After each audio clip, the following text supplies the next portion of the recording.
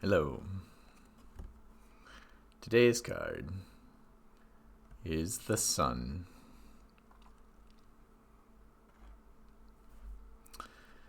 In the traditional sense, the Sun represents illumination, vitality, clarity, and youth. Success, good fortune, all the things that farmers love about the sun, have their crops grow and lay and bask in the warmth. As we think about our sort of lizard mind, our pre-conventional states of awareness, of development, it's really about the material success, the flag the child's holding, waving, of having food and warmth and shelter, and our basic needs met. Riding on that horse, thinking it's in control and being proud that they've mastered their animal instincts, and they're able to not crush all those beautiful sunflowers. As we move on to the conventional or limbic level of awareness, so we start thinking about our relationship with others, the success is more in terms of social institutions and acceptance and acknowledgement. As the sunflower turns toward the sun, we turn towards those who give us appreciation rewards, which can be fulfilling, but also can be a form of masking and hiding from ourselves.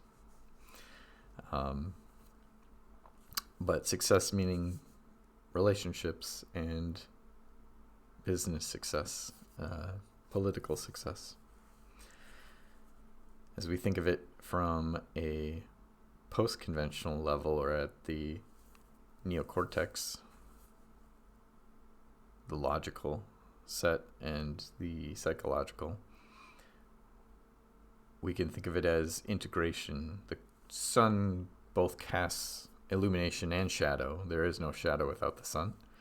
And so the shadow is the contrast to what is in the light, and so thus our psyche is integrated as we realize and understand and start seeing the shadow in contrast to ourselves in the light, and bring more of those parts into light and see who they are. And so success there means self-actualizing, individuation in Jungian terms, and a comfort, a general okayness developing inside of us with who we are as we authentically ride around that horse, and wave our flag, speak clearly about what we need and get those needs met, and more fill those needs from ourselves, so that we are less needy on others, less dependent on others, and more self-effulgent, equanimous,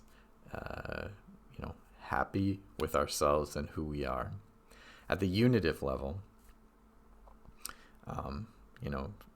even at the post-conventional level, we understand that the horse and the rider, that horse is in control, right? There's an old joke of a monk is walking on a trail and a rider comes barreling down on a horse.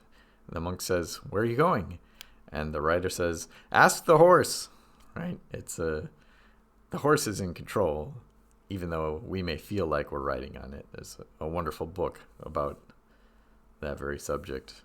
Something about an elephant, I think. But the idea that our neocortex thinks it's in control, but our limbic and lizard system are actually really calling the shots. We act on emotion. We're driven by emotion. And that incentive is what creates us and makes us human in many ways. And so the ability to reason and surrender to that, to accept that, is what brings us into the unitive stage of understanding the sun is all. The sun is everything. It's not illuminating anything. It simply is the color of the pixels that are aligning with our consciousness as we create this world inside of us. And we create the child and the horse and the flag and the beautiful flowers. But which is waving, the wind or the flag? Well, neither. It's your mind, right? your mind's what's observing.